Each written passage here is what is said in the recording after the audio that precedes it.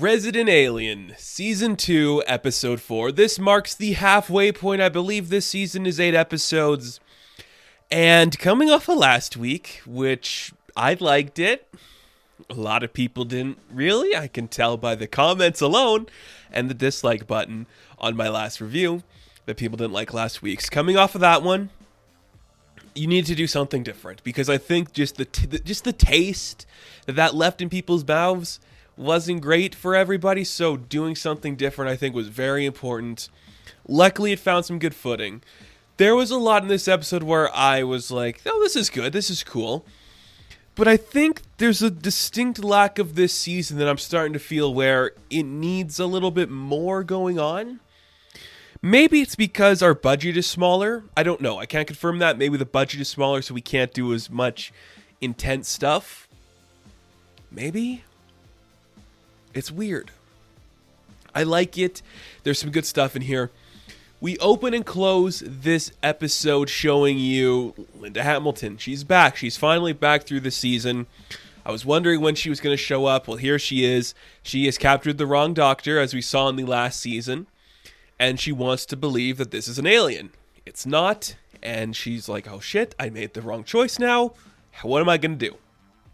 Great to see her back. Just fun to have her in this role because I do like seeing Linda Hamilton. She's just really fun and she has a great presence on screen. Cool to see her. But the majority of this episode is about the radio that Harry has been building. So basically, he needs to send the signal out. He has to do it by 11:06 a.m. If it doesn't go then, he won't be able to do it for another full year, and by then it'll be too late to tell his people not to attack Earth. In order to do that, he has to find the right location away from everybody so he can get this done. And what better way to do that than to go on a camping trip? So first off, it's just fun science fiction. Like, that is just a simple science fiction story. Radio the planet to tell them not to invade. You've seen it before, and it works really well. I think it's cool. Second off, this episode plays into a really fun theme that I enjoy, and that's the idea of, like, family and children and pretty much just, like, parenthood in general. Because there's a lot of interesting stuff in here that tie into that theme, and Harry's learning to experience it. He talks about how, like, his own people, they leave their children to fend for themselves. They are capable of doing it. They don't have to worry about them. But he's seeing, like, humanity's parenting and how, like, they raise their kids and kids learn everything from their parents. It's fun. Is it simple? Yes. And that's something I think some people need to understand is, like, we're seeing this from the perspective of a creature that doesn't have these ideas. So it's going to be a little easy at times. It's going to be a little simple. That's okay. The basic conflict in this story is Sahar sets up the theory that maybe the radio that Harry's building is actually a bomb. You meet someone for the first time. That's how you should see him. This sends Asta into spiraling mode where she's like, if he's building a bomb, that is not a good thing. I'm going to make sure he's not. So we learn that the kind of like the coordinates where we can set up the radio are on the reservation. So she's going to take him hiking. She's going to bring her dad. And basically, they're just going to establish something to set it up. It's like, okay, we got to get into the woods. We're going to hide for a bit. Just go pretend we're camping, set this stuff up, and we'll get the transmission going.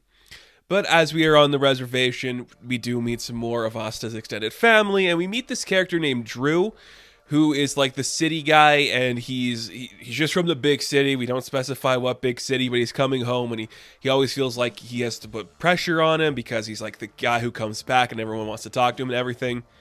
That's kind of a fun story. An interesting character. Really cool, just like different interpretation of a person for Harry to interact with. Kind of the outsider amongst his family too, so having that connection is really cool. Kayla goes with them on the camping trip, and Drew shows up too, and basically this kind of throws like a wrench in their plans. So they have to like sneak away for a bit, distract them while they go for their hike to set everything up. Not a lot of conflict there. You'd think there'd be a little bit more, because when you get like the initial reaction, like, oh shit, these people are coming on the hiking trip. It's like, oh no, they're just gonna, keep the dad busy for a bit while they set it up. Which, okay, that's fine. It's kind of cool, I guess. I do like this episode. I still think it is missing something. I said that at the beginning here. This entire season has just been missing that one thing. I've liked a lot of these episodes. I really have. They've all been pretty interesting, but there's that one distinct thing it's missing. And when they get the radio transmission set up, it's blasting out there. I guess nobody saw a big yellow laser in the sky hitting space for some reason. Harry's plan is he's going to set it so they don't attack for 50 years. sounds reasonable. Not to Asta, because she's like, 50 years, dude. When I'm dead, but everything else will still be here, then they could come destroy it and you won't even care. You don't even understand what this is, do you? And they get into a little fight. She breaks the machine, so it doesn't work. It doesn't go through. The transmission is lost, but the machine's still intact. We'll come back to that at the end here. And this leads to their conflict. And I get it, you know?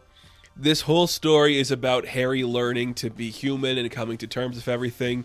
Asta showing him, like, it's not just about me, it's about what I'm leaving behind. Like Jay, she still has the conflict wanting to be more involved in Jay's life. We'll get to that at the end here too.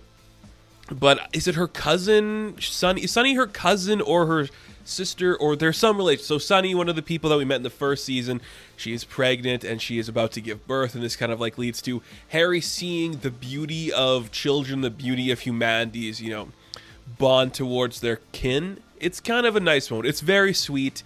It's played up in a beautiful way that actually really works for this narrative. And it kind of gives Harry this nice just idea of what love is supposed to be, what cherishment is supposed to be.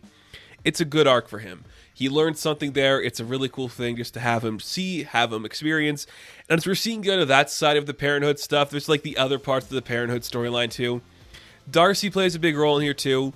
She's playing against a softball team, and she's kind of flirting with one of the guys up to bat. He comes to her bar. They start flirting it up again. His name's Elliot. I guess he's working there to do something. He's digging. I forget what like his actual title is. Was it archaeologist? I think it was archaeologist.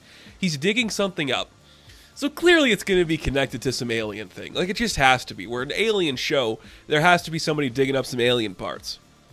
But basically, she wants to see him, you know, hang out a little bit with the guy, but she's got to see her parents first, and she doesn't want to see him alone, so she asks if Liv can come just to, you know, balance everything out. Again, it's a story we've seen a bunch of times where the parents just kind of like ignore everything their child's saying about them being okay with the world they live in, and there's like, oh, you should sit properly, you should act like this. Remember when you had all this ambition? Remember when you fell in love with boys and you loved all this stuff?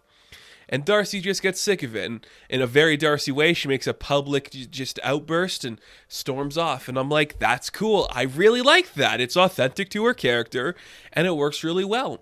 It's just a fun thing to see. And you think she's going to go see Elliot, but she just chooses not to because she's just doesn't know what to do.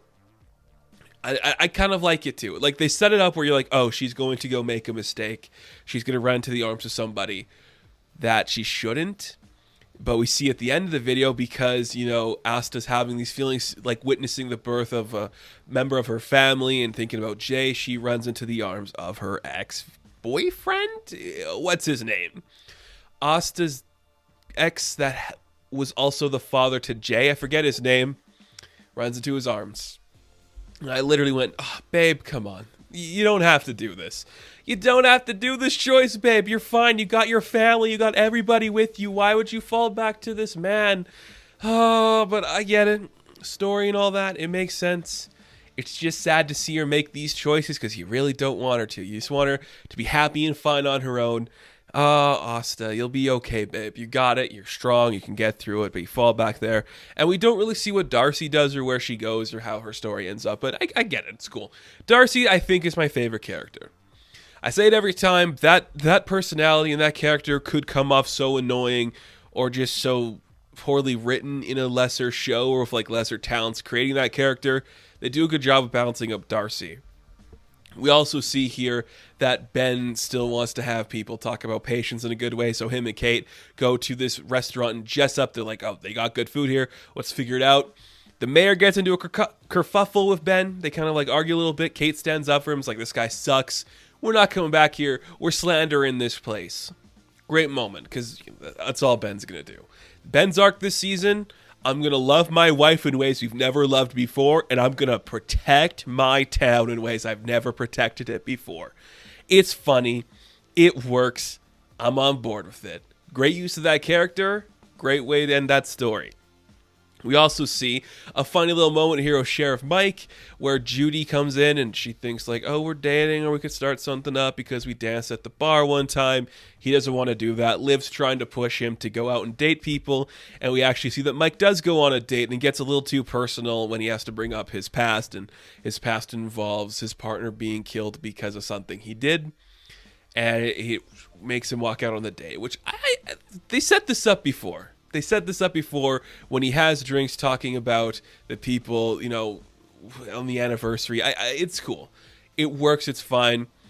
I did like it. It's a nice little moment, just giving him a little bit more depth because, yeah, this guy has a past and we don't need to explore it because he's not a main character. But it's good to know that there's more going on with the sheriff than what we see. I think that's cool. There's also a great subplot in here where we see that Liv forgets that she dropped something off the dry cleaning and she starts listening to this podcast by like a lunatic we see at the beginning of the episode talking about being abducted by aliens. And she starts to think, maybe I was abducted by aliens. And great, that's a great use of the plot because she has her mind whammied from Harry in the last episode when Harry just erased her mind so she wouldn't, remember breaking in the house and almost killing him. Great use of that. Really strong idea. I did enjoy that a lot. It's a good episode. It's solid. It's strong. It's got a lot of strong beats going for it. It was funny. Great moments. I will say it was slacking a bit. I did feel the pace was a little bit off, but this season it's been strong. It's been consistent. I don't got any problems with it so far. I understand why people might, but I think it's consistent with the first season. If just missing that little bit of extra magic that makes it special. Whether that's a budget, whether that was timing, whether that was COVID, who's to say? All I know is it's still working for me. It's still working pretty good for me. So that is going to do it for this review of Resident Alien. Now, thank you guys for watching this video. Be sure to like and subscribe to the channel. As always, you can check me out on Instagram, TikTok, and Twitter, and I will catch you in the next one. Have fun. Stay safe. Good luck.